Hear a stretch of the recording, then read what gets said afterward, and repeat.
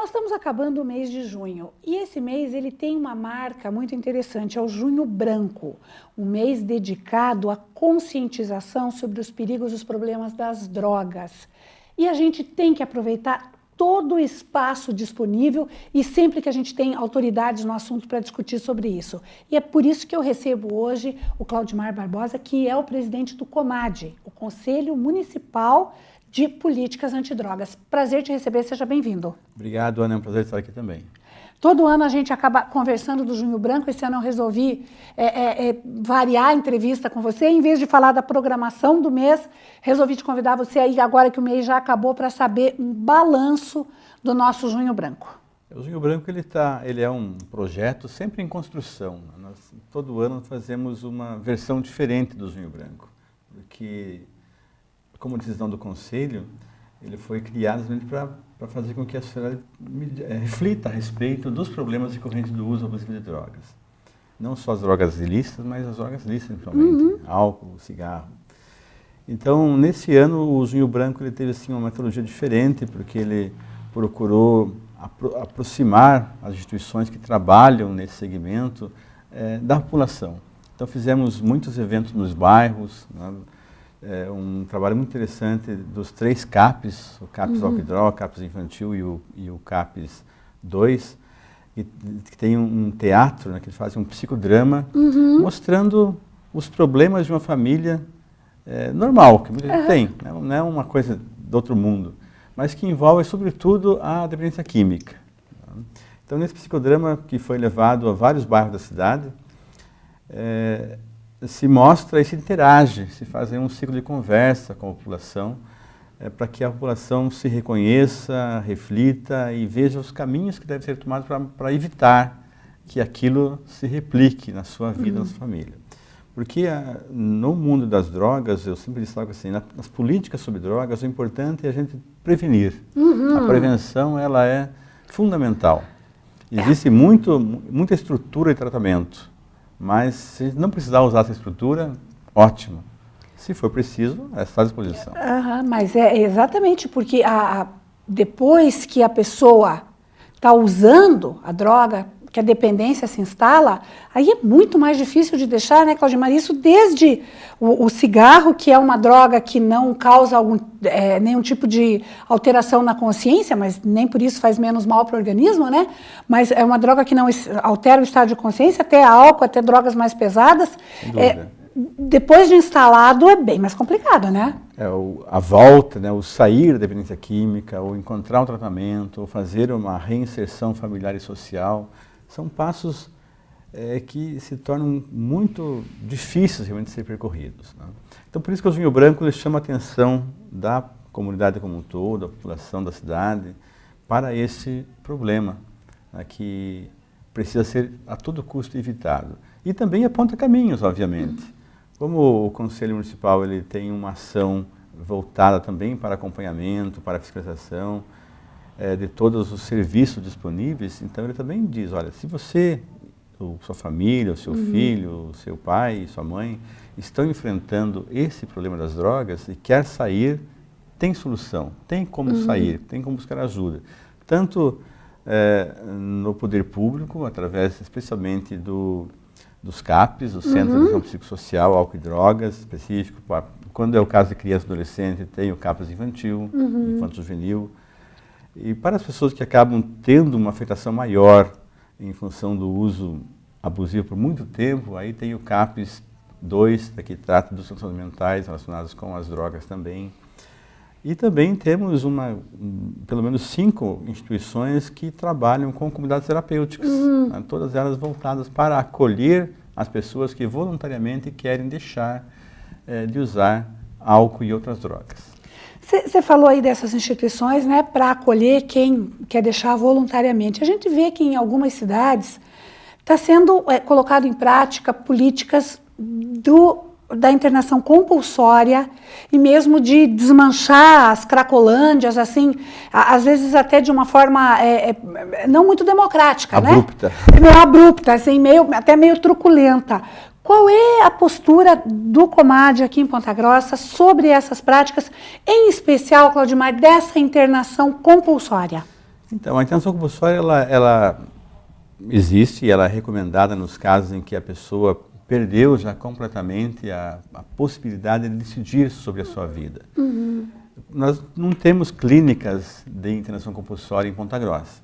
Então, o que acontece? Quando é o caso de fazer-se isso, ela é sempre determinada por juiz, então o familiar daquela pessoa que está sofrendo com a doença química, ele deve, através de um advogado, propor ao Poder Judicial, buscando a ordem do juiz para internar compulsoriamente.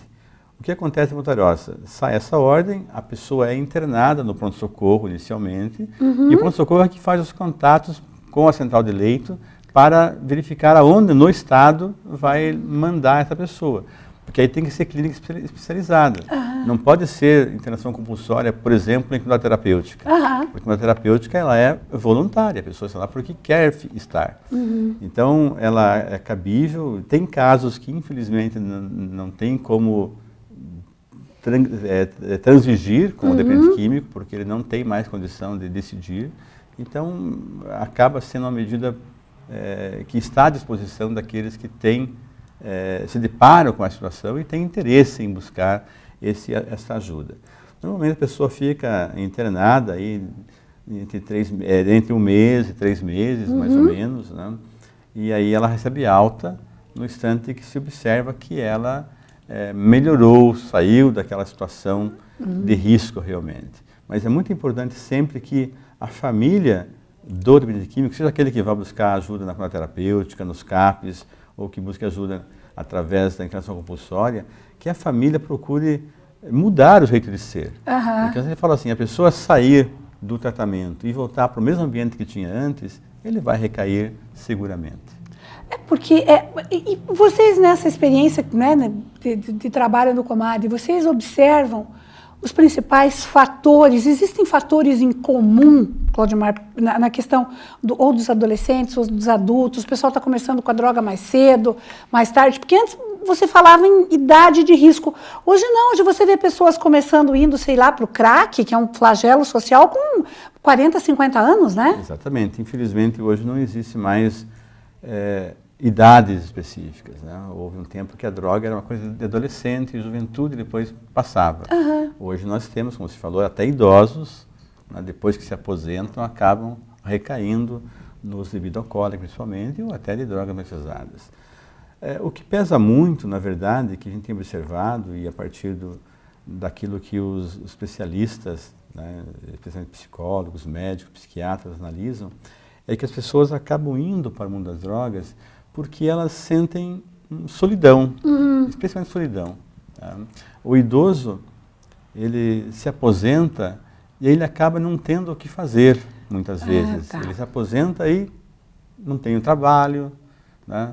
Às vezes fica em casa e tem aquela coisa que fica incomodando em casa, o que é horrível para a pessoa, e ele acaba recaindo nas drogas. Então é muito importante que as pessoas pensem as suas famílias, e especialmente o idoso, ou a pessoa que está se aposentando, que ela busque inserir-se ou no mercado de trabalho, ou num trabalho voluntário, por exemplo, numa ação junto à sua igreja, numa ação junto aos seus namoradores, junto à instituição que trabalhe com pessoas que precisam de apoio, porque ele ocupa a sua mente, tem um compromisso e ele não vai ter tempo de pensar nisso. E isso, infelizmente, vale tanto para o adolescente, né, para o jovem, quanto para o adulto também, que muitas vezes, pelo fato de estar desempregado, né, não está indo bem nas escolas, tem uma desilusão amorosa e acaba recaindo. Então é preciso que a família perceba. A gente sempre observa assim que existe uma grande dificuldade da família convencer-se de que tem um problema com drogas, né, com o seu filho, com o seu pai, sua mãe. Né? A tentativa sempre é de negar. Não, minha filha não tem esse problema. Aliás, esse trabalho feito pelos CAPs, né, pela equipe dos CAPs, que é o psicodrama, ele mostra bem isso, né? Ou seja, uma família toda sem estrutura, mas a mãe, no teatro lá, é a mãe que é uma pessoa que nega tudo. Não, a família é perfeita, meus filhos são bonzinhos, eu amo todos eles. Está tudo bem. Está tudo bem. E, na verdade, tem que prestar atenção nisso, né? Porque é possível perceber-se que a pessoa está usando drogas. Por exemplo, o adolescente fica muito tempo no quarto fechado, não deixa que ninguém entre, né, ou recolhe só alguns amigos, preste atenção. Né, ou então ele sai à tarde para ir estudar e acaba vindo muito à noite já. Preste atenção, pai, preste atenção, mãe, porque pode ter um envolvimento com drogas. Aqui na cidade, recentemente, no mês de maio, aconteceu uma denúncia e a polícia acabou dando uma batida num espaço que era uma casa comum, mas que era usado por adolescentes para o uso de drogas. Né? Desde o narguile, né, que usa o tabaco, mas é um tabaco muito mais forte, né, até outras drogas. Então, infelizmente, a gente precisa ter muita atenção para os nossos filhos, adolescentes, para os jovens especialmente, e também com os mais velhos. E as pessoas terem a consciência de que dependência química é uma doença, né, Claudimar? Não é uma opção da pessoa. Quer dizer, é uma opção não começar, mas depois de instalada a dependência tem que ser tratada, né? Exatamente. É preciso saber que não é isolando a pessoa ou xingando a pessoa, né? Muita gente fala, não, essa pessoa usa assim porque é isso, é aquilo, aquele outro. Sem vergonha, não adianta ajudar, não adianta. E na verdade não é esse o caminho, né? Você tem que se perguntar o que aconteceu que levou aquele indivíduo às drogas. Né?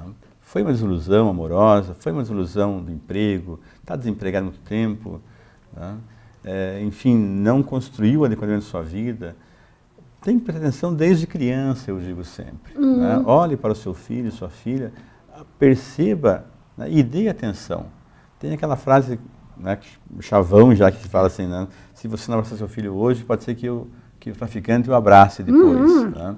Então tem que chamar atenção ou perceber-se de que o que está acontecendo com a criança, o adolescente, o jovem, e tentar trazê-lo de volta para si. Né? Especialmente com atividades que sejam saudáveis, né? Como ir num clube, na piscina, ou ir na igreja, ou participar de eventos da ação de moradores, enfim, eventos sociais que sejam saudáveis, que tragam a pessoa, né, o jovem, o adolescente, para, né, um mundo onde as coisas são melhores, digamos assim. Porque o mundo das drogas, ele pode ter aquela aura de dizer, não, mas é tudo maravilhoso, eu uso a droga, eu esqueço do mundo, só que as consequências do uso das drogas, elas são para sempre no organismo. Né? Por menor que seja, a pessoa gosta de fumar, eu fumo porque faz bem, eu deixo de ser muito ansioso e tal. Mas as consequências no organismo são terríveis. Né? Mesma coisa com o álcool, mesma coisa com maconha, cocaína, todas as drogas. Né? Quando às vezes a pessoa vai dar por si, ela passou 10, 15, 20 anos usando drogas e aí está com o caos instalado em sua vida. Então, precisa prevenir. A prevenção é o melhor remédio sempre. E lembrar que é uma tarefa difícil, cada vez mais difícil, né, Claudimar? Porque existe um apelo, principalmente com relação ao álcool, por exemplo, de que, sabe, e eu reparo porque eu não bebo. Né? E as pessoas acham isso a coisa mais sem graça do mundo. Aí quando eu falei que parei de fumar, todo mundo comemorou. Que ótimo que as pessoas comemoram. Mas e com relação ao álcool, né? Quer dizer, as pessoas... Imagina isso para um adolescente, né? Essa pressão social. Aí a maconha, até prova em contrário, está proibida. Até que mude isso, é proibido no Brasil. Mas há uma banalização em que se fuma maconha em toda a esquina, em todo canto, né? E eu destaco assim, na verdade, não é porque uma droga é lícita que ela faz menos mal. Exatamente. Então, mesmo que um dia se libere a maconha, ela não vai deixar de fazer mal. Ela vai continuar sendo maconha. Só não vai ser vendido por traficante, exatamente, né? Vai ser vendido no boteco da esquina. Mas acaba com a mesma consequência. E eu falo assim, em relação ao cigarro, eu já tenho dados muito recentes do Ministério da Saúde, mostrando que de 95 para cá, ou seja, então faz 20 anos, 20 e poucos anos, fumar virou uma coisa brega. É feio. É feio fumar. E isso fez com que se reduzisse, né, drasticamente, né, mais de 70% o consumo de cigarros no Brasil. Ou seja, hoje fuma-se muito menos, tem muito mais gente na população, mas fuma-se muito menos do que fumava há 20 anos atrás. É isso. Né? Já com relação ao álcool, né, a todas as bebidas alcoólicas, se passa a ideia de que beber é elegante. beber faz bem, descontrai, aquelas coisas todas. A propaganda da bebida alcoólica, ela é maravilhosa. Eu só bebo socialmente. Exatamente. Então mostra-se uma pessoa bem-sucedida, bebendo e tudo mais. E eu digo assim, tanto faz você embriagar-se e beber socialmente todo dia com uísque de 30 anos, quanto com a cachaça mais barata, que o efeito para você é o mesmo. Exatamente. O efeito no organismo, o efeito desagregador na família, o efeito desagregador no mundo do trabalho, né, na perda do emprego, na pessoa se desqualificar realmente. Então, nós temos que pensar, em termos gerais, assim, numa política em relação ao álcool, que também torne o álcool uma coisa feia. Brega. Brega também. Porque aí nós conseguiríamos superar. Enquanto as propagandas disserem assim, beba com moderação, está dizendo beba. Moderação, eu falo, moderação existe no primeiro gole.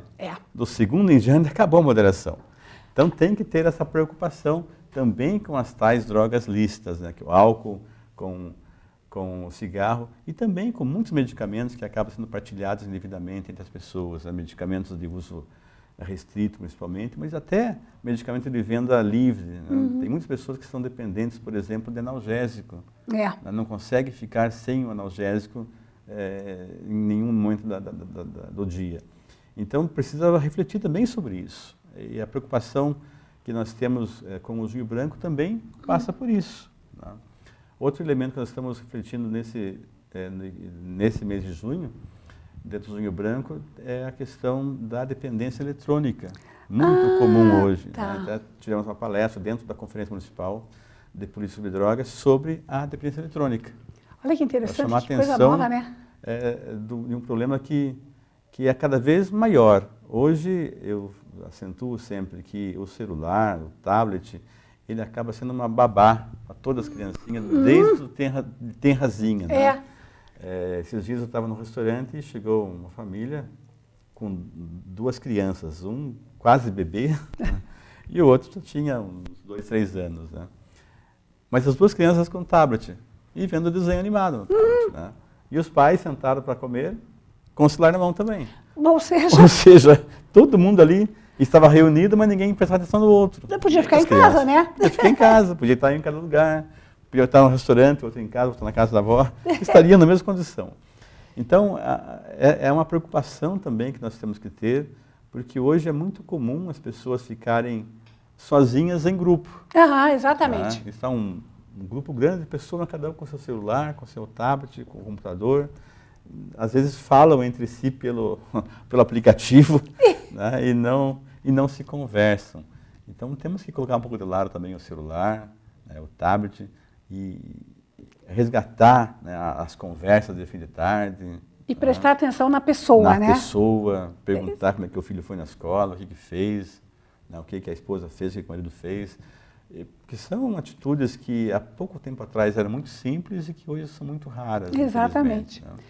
E o pessoal que, né, para a gente encerrar esse nosso papo, que está muito bom aí, o pessoal que perceba que está com algum problema em casa, com algum familiar, com algum amigo, com algum vizinho, deve procurar onde? O CAPS diretamente ou a Unidade Básica de Saúde? Como é que funciona? Todos os serviços que trabalham com dependência química, serviços públicos e também as conversas terapêuticas, eles são chamados de porta aberta. A pessoa pode ir diretamente no serviço. Então, se a pessoa que quer enfrentar o problema das drogas e ver o CAPS como a solução, ou quer saber como é que funciona, procura diretamente o CAPS. Né? Se é um adolescente, o pai e a mãe podem conduzir ao CAPS infantil. Tá? Se a solução vista é a comunidade terapêutica, pode conhecer a comunidade terapêutica também. Ou se a pessoa quer parar de fumar, existe também, não da área de saúde, lá no bairro, um programa antitabagista. Então, é tudo porta aberta. Você não precisa buscar especialista, marcar consulta, nem nada. Vai e já é atendido e começa o tratamento, e começa a ser abordado ali de acordo com a natureza da dependência de cada um. Tá certo. Clodimar, mais uma vez, muito obrigada. E sempre a gente está à disposição para divulgar as iniciativas aí do COMAD, todas essas iniciativas em prol de livrar as pessoas desse problema tão sério. Obrigado, Ana. É um prazer estar aqui e o COMAD está sempre às ordens também e aberto para essas discussões. Obrigado. Obrigada. No próximo bloco, a gente vai falar sobre a segunda edição do Festival de Inverno de Ponta Grossa. Um instante só e eu já volto. Não saia daí.